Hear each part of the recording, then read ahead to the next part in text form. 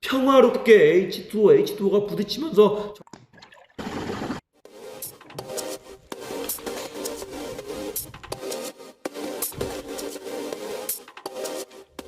안녕. 자, 이번 시간에 물의 자동 이온화에 대해서 해볼 거예요.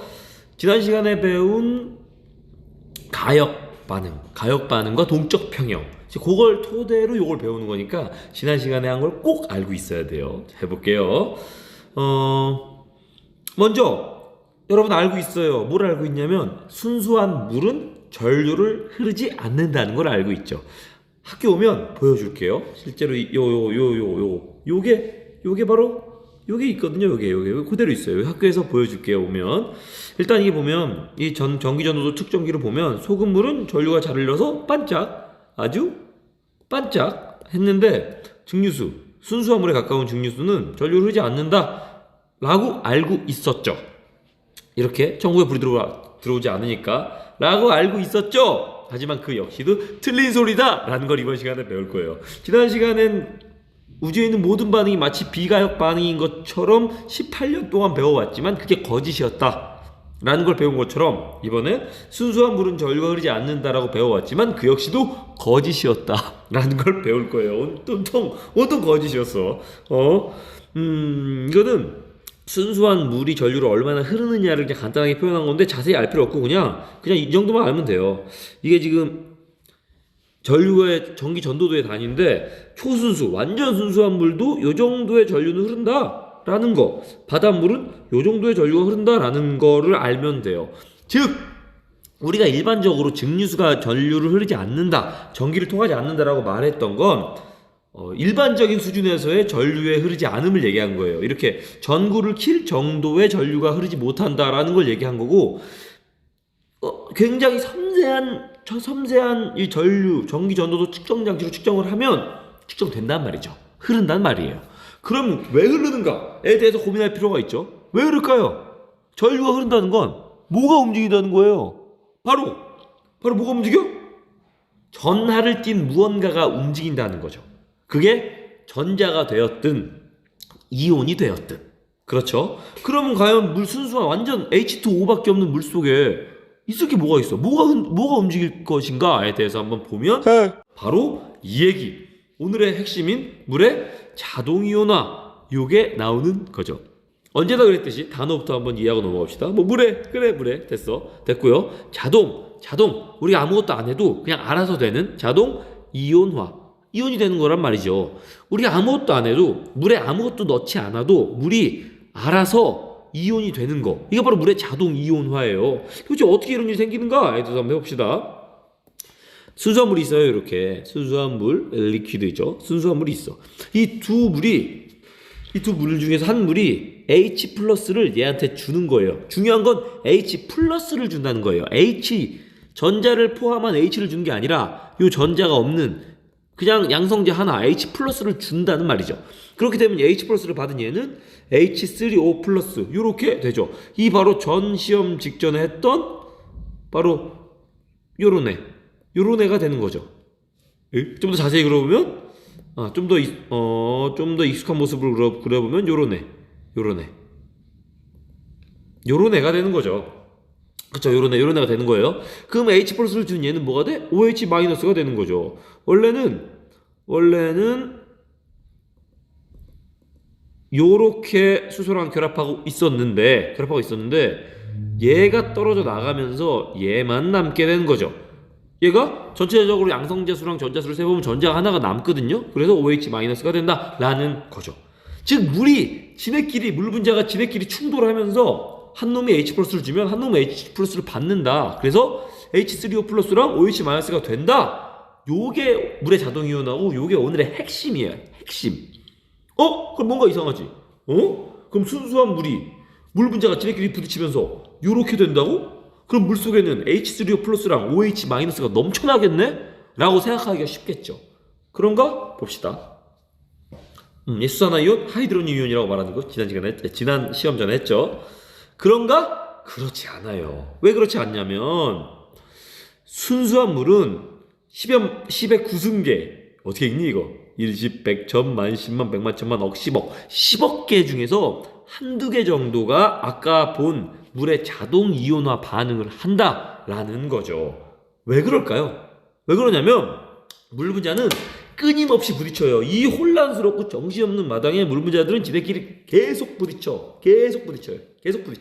근데 얘네가 부딪혀서 얘가 H 플러스를 주고 H 플러스를 받고 OH 마이너스가 되려면 특정 속도 이상으로 부딪혀야 돼. 그러니까 느리게는 부딪혀봤자 띵띵 이게 부딪히고 말아버린단 말이야. 근데 어느 정도의 속력을 가진 둘이 딱 부딪히면 H 플러스를 주고 받고 할 수 있다는 거죠. 그런데 일반적인 상황에서는 이렇게 10의 9승계가 부딪히면 그 중에 한두 개 정도가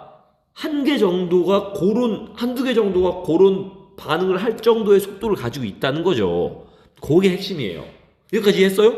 이해했죠? 잘 안 된다는 거예요. 그래서 그렇다는 거죠. 요거 이해했으면 아까 그 물의 자동이온화 좀 더 보면 이 물의 자동이온화는 봐서 알겠지만 이게 뭐예요?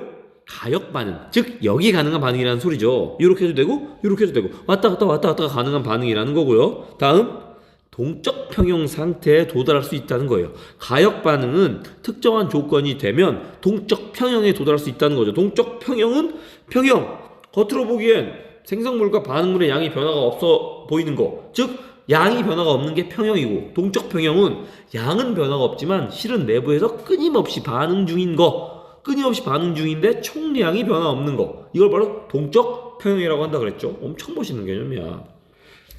그렇다는 거죠. 근데 이 동적 평형, 가역 반응 결과 동적 평형에 도달하게 되는데, 그때 이 만들어진 얘 곱하기 얘, 이게 농도란 뜻이거든요. H3O H3O 플러스의 농도라는 뜻이에요. 뭘 농도 정확히는?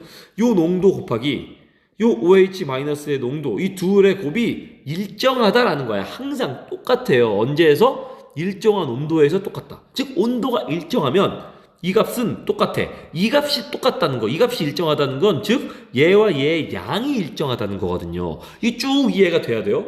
어떻게 보면 너무나 당연한 얘기야. 봐보세요. 속도에 의해서, 속도 얼마나 빠르냐에 의해서 이 반응이 이루어지느냐 안 이루어지느냐 결정이 되는데, 보통 10의 9승계 중에 한두 개 정도가 이 반응을 할 정도의 속도를 가지고 있다고 얘기했죠.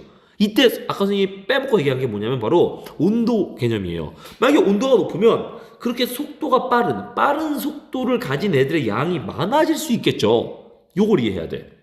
그렇겠죠. 그래서 온도가 변화가 없다는 건 애들이 가진 속도 애들의 평균이 변화가 없다는 거고, 그래서 얘네의 양이 변화가 없다는 거고, 그 결과 얘네 둘의 곱이 일정하다, 변화 없다 라는 식의 결론으로 도달해야 된다고. 좀 어렵나? 어려울 수도 있는데 어렵지 않아. 되게 당연한 논리의 전개거든요. 그렇다는 거지. 바꿔 말하면 온도가 바뀌면 이 둘의 곱, 이 얘네 양 역시도 바뀔 수 있다는 거죠.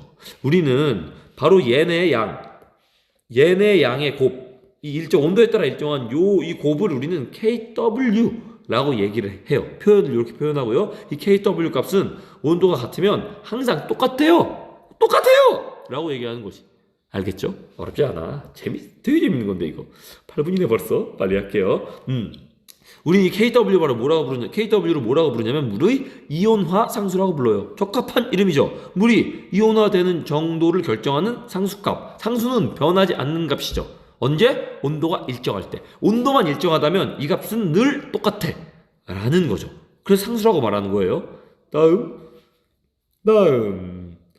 그럼 이게 얼마냐? 바로 우리가 보통 상온, 일반적인 온도라고 말하는 상온에서는 얘가 얼마냐? 25도씨에서 얼마냐? 바로 이 KW 값이 1.0 곱하기 10의 마이너스 14승이다 라는 걸 과학자들은 알아냈죠. 이 10의 마이너스 14승이라는 숫자가 여러분이 알고 있는 pH랑 소름 끼치게 연결이 돼요. 좀 더 가봐요. 어떻게 되냐?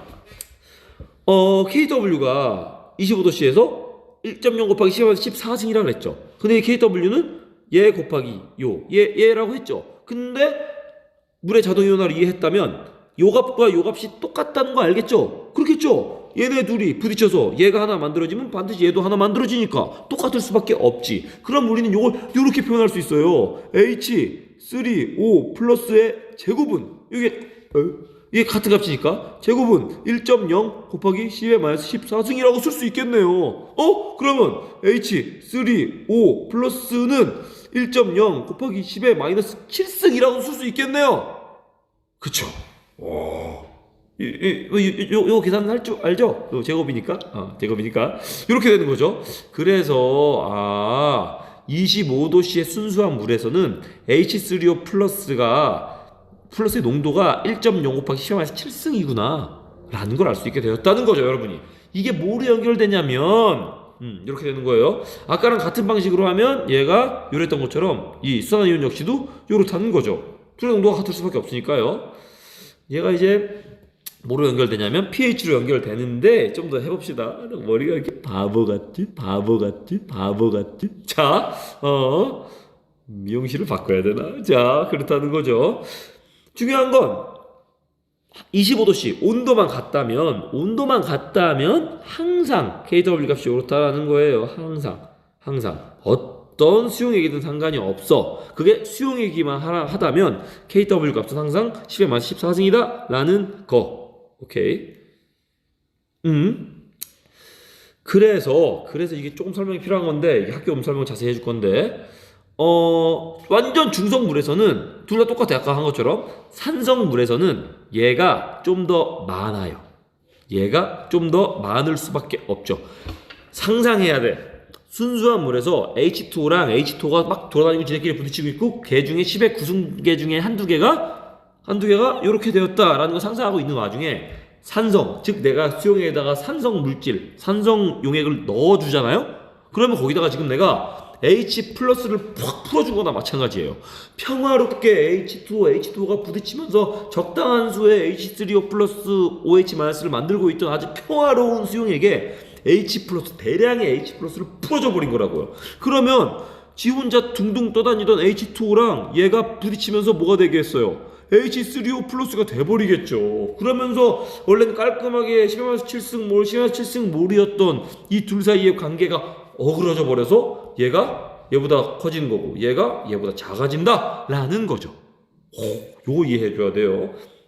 염기성 물질도 똑같고요. OH-를 풀어주면 이런 일이 생기는 거고요. OH-를 풀어주면 이런 일이 생기겠죠. 평화롭게 돌아다니는 H2O들한테 OH-를 풀어주니까 얘랑 부딪히면서 H 플러스를 가져오겠죠. 그쵸? 그러면서 OH-가 될 거라고. 평화롭게 놀고 있던 물이 갑자기 얘랑 부딪히면서 OH-가 된다고. 그쵸? 이런 일이 생긴다는 거죠. 됐어요. 자, 이제 pH만 하고 마무리 지읍시다. 12분이네, pH.